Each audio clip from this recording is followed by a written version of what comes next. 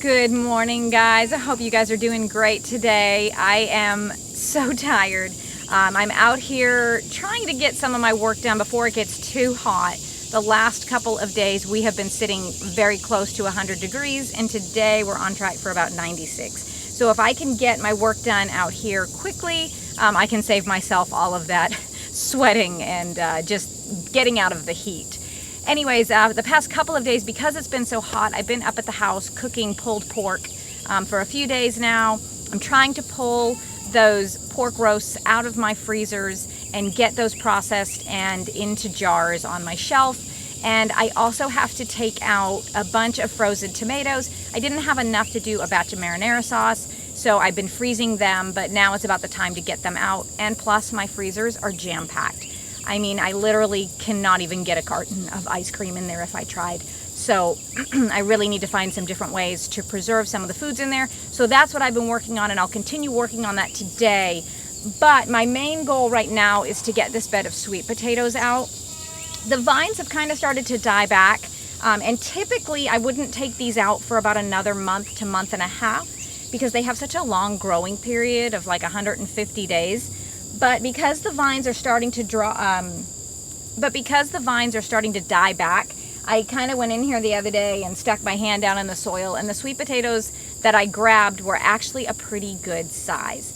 So I'm going to try to get this bed out today. I don't want them to grow massive because they're not great for roasting that way. You really have to peel them and dice them and use them a different way. And a lot of times we just like roasted sweet potatoes, just like a regular white baked potato. So I'm going to get these guys out. But I do have two other beds that I think I'll do, oh goodness, maybe later in this coming week. So anyways, guys, that's what we're up to today. So I am going to get started. So the only way to really harvest these things is to remove all of the vines. So I'm basically just ripping them out here. And once all of these vines are gone, then I'm going to be able to see exactly where my sweet potatoes are. And then I'm just going to start digging them out. I was actually pretty surprised to see how compacted the soil was here, but it didn't seem to affect the size of the sweet potatoes, which is a good thing. I'm surprised at how big some of these sweet potatoes were, and then also other ones were a bit on the smaller side. So it's kind of funny to see that some were really large and some weren't that great of a size. But I think with 3 beds this year, that's definitely going to be enough for us for the year. The variety of sweet potato that I planted this year and last year as well is called Beauregard. It is your typical sweet potato that you'll find in the grocery store. It has a really bright, pretty, orangey flesh. I have grown some Vietnamese sweet potatoes in the past, and they're purple. And although they are delicious, they're kind of like the gourmet version of the Beauregard sweet potato, I feel like. But the way that they grew last year was very spindly, almost like really a thick root. And so I opted not to grow those this year because I really didn't get a huge usable harvest off of those. But you can see just how prolific these sweet potatoes are just by what I'm harvesting out of this small bed here. Now you can watch videos on how to cure your sweet potatoes. Curing is really important because it allows those sugars in the sweet potato to really come out. If you were to take one of these right now and just bring it up to your kitchen right after harvesting and cook it, it would still be sweet, but it's going to be more starchy than what your typical sweet potato is. So to cure these, a lot of people have a lot of specific ways that they do it. I literally just lay them in an open area in my house. I don't worry about humidity. I don't worry about temperature. Just whatever we have in the house up there, maybe like 78 degrees. And the humidity is kind of low because we have the air conditioning running, and they seem to cure just fine for me. So don't get too hung up on all of the procedures and specific things that you see on YouTube. I just kind of do what I can do with the space that I have, and I try not to worry about that too much. And honestly, a lot of things just end up working out pretty well that way. So that wasn't too bad.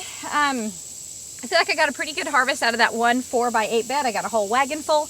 And now what I'll do with these guys is I will bring them up to the garage.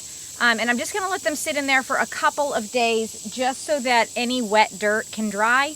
And then I'll come back with a soft cloth, sort of wipe them off, being careful not to kind of sand off any of the skins.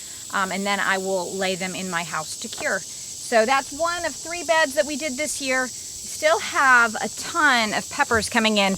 My peppers took a little bit longer this year to kind of take off, which is kind of odd.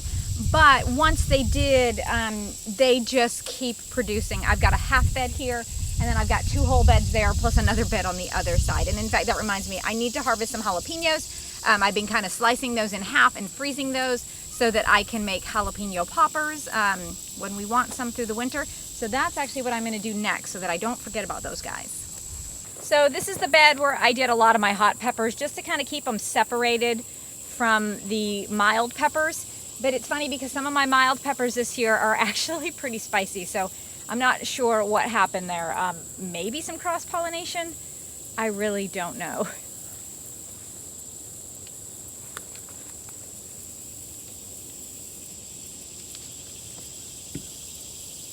What's also kind of funny is that a lot of my jalapenos have no heat to them whatsoever. And these are the same.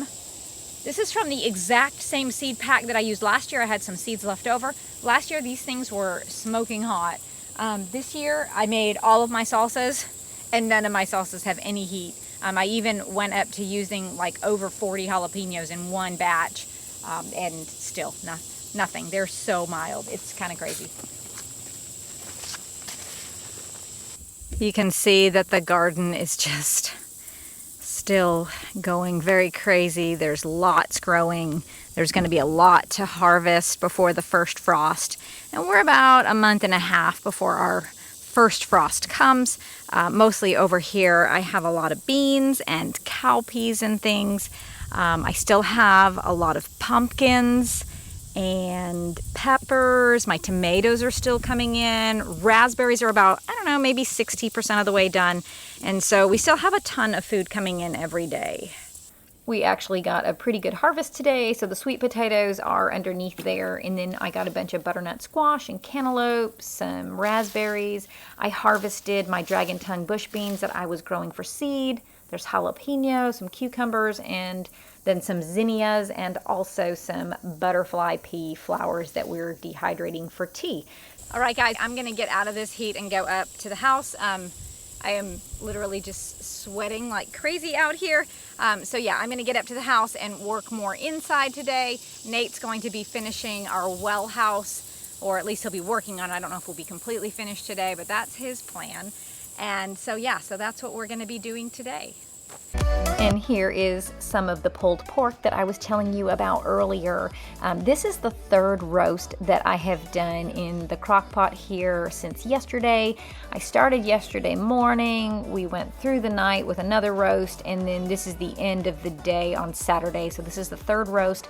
I do have a few more to pull out and thaw and process, but these 3 roasts are going to give me enough for a full canner load, and we will actually have this for dinner tonight. You can see how tender and moist that is. I love doing pulled pork this way, and it gets even more tender once you process that in the pressure canner. And because I had a little bit more time before dinner, I decided to get some of my grains into Mylar bags and 5-gallon food grade buckets for long-term storage. Right now I am pouring in some organic hard white wheat berries, and I get these from Azure Standard in 50-pound bags. It's a really good price point when you buy them in bulk. And then I also have some organic rolled oats here. So storing your grains in Mylar bags with oxygen absorbers and in 5-gallon buckets will actually allow your food to stay good for up to 30 years if it's kept in sort of optimal temperature conditions and such.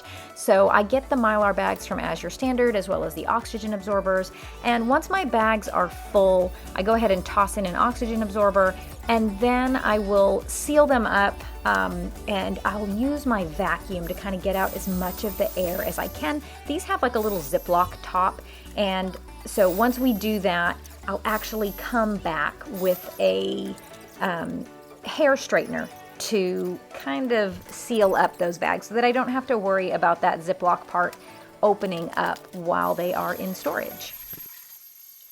Thank you guys so much for hanging out with me. I hope you all have a great rest of your day.